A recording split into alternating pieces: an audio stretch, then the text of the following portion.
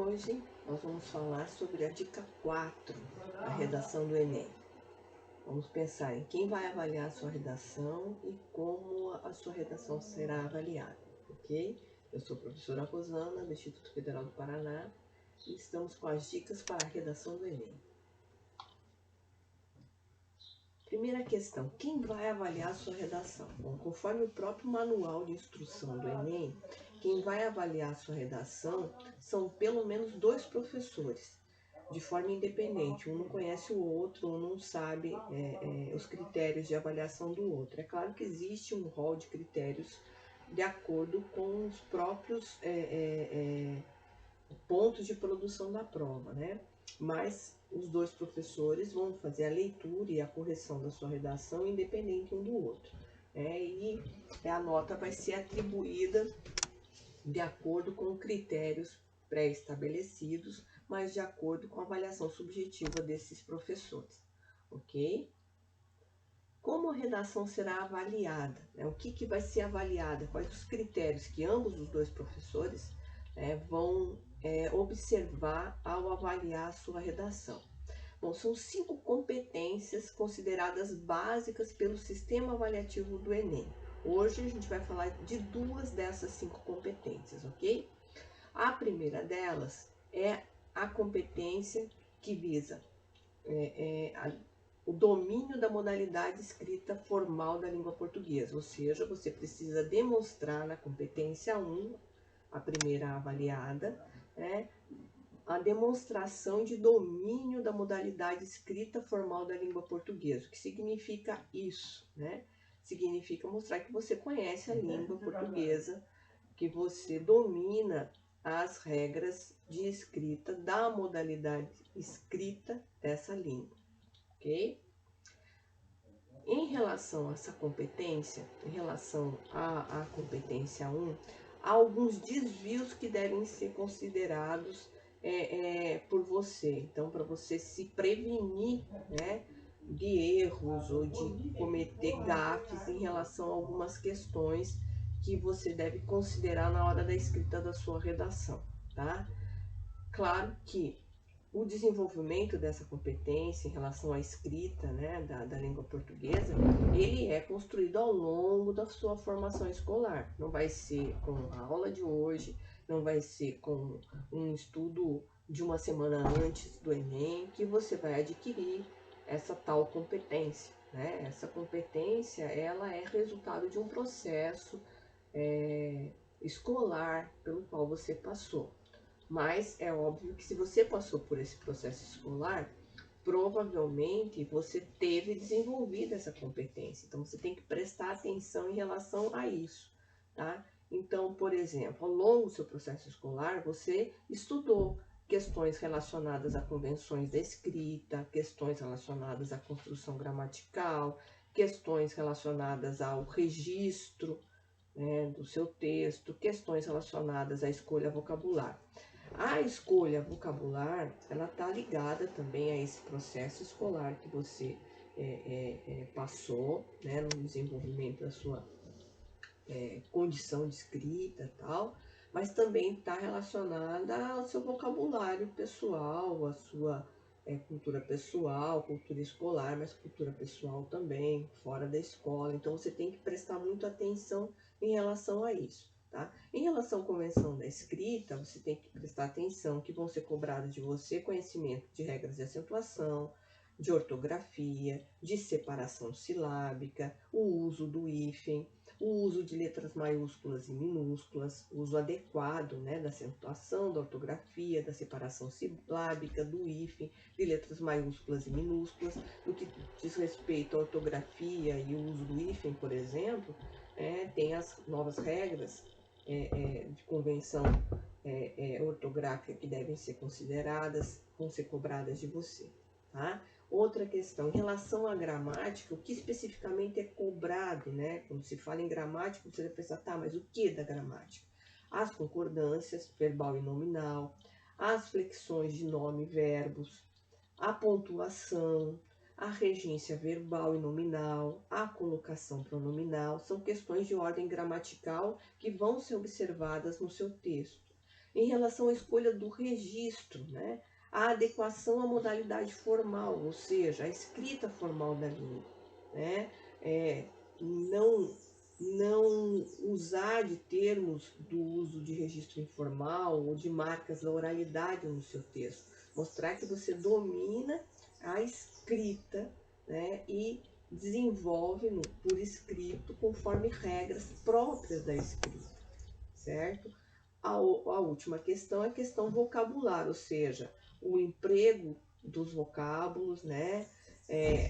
A escolha das palavras, o sentido correto dessas palavras dentro do contexto do texto, né? A adequação, né, dessas palavras no contexto do teu texto, saber que palavras você está usando, né? Não utilizar ela de forma inadequada na significação geral do que você está dizendo ali, saber do que se trata mesmo, se aquela palavra é que diz aquilo que você pretende dizer, a escolha correta vai ser considerada também, tá bom?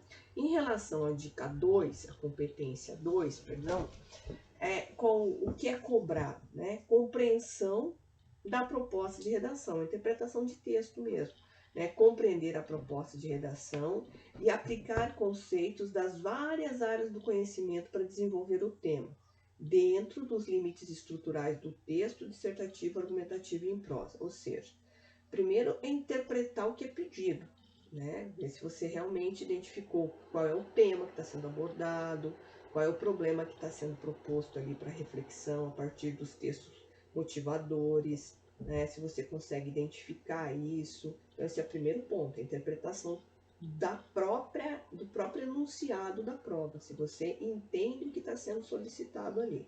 E depois, se você consegue, a partir da sua memória escolar, da sua memória em relação aos estudos que você teve ao decorrer da sua formação escolar, buscar nessa sua memória informações, fatos, conteúdo mesmo que possibilite aí desenvolver esse tema, pensar sobre o problema proposto pela prova, né? Dentro do limite proposto, que é o número de linhas, e é o formato proposto, que é texto dissertativo argumentativo. Então, a competência 2 não é uma questão específica, né? Mas são questões de ordem de interpretação do próprio enunciado da prova e compreensão do seu processo escolar, de modo que você possa agora, nesse momento, fazer o uso desse conhecimento para desenvolver uma redação dissertativa argumentativa.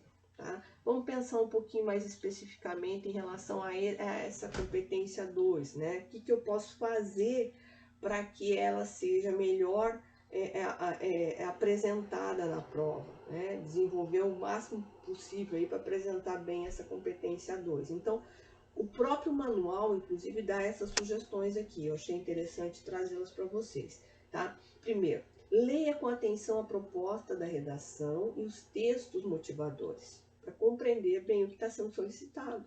Para que você possa interpretar, é necessário que você leia com atenção esses textos motivadores. Preste atenção, se pergunte em relação ao que eles estão dizendo, qual é a proposta que está sendo apresentada ali, que informação que eles trazem, que dados eles trazem, que te fazem refletir sobre a temática proposta na prova.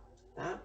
Evite ficar preso às ideias desenvolvidas nos textos motivadores, porque foram apresentadas apenas para despertar uma reflexão sobre o tema. Eu já falei sobre isso no nosso último vídeo, né? O texto motivador, ele serve como texto motivador, ou seja, é o ponto de partida para a reflexão sobre o tema, mas não se encerra ali a discussão proposta, começa ali a discussão proposta, tá? Outra questão, não copie os trechos dos textos motivadores.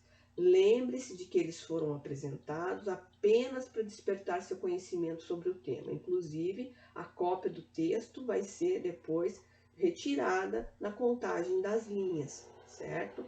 Além disso, a recorrência da cópia é avaliada negativamente e fará com que seu texto tenha uma pontuação mais baixa. Então, isso não é interessante de se fazer, certo?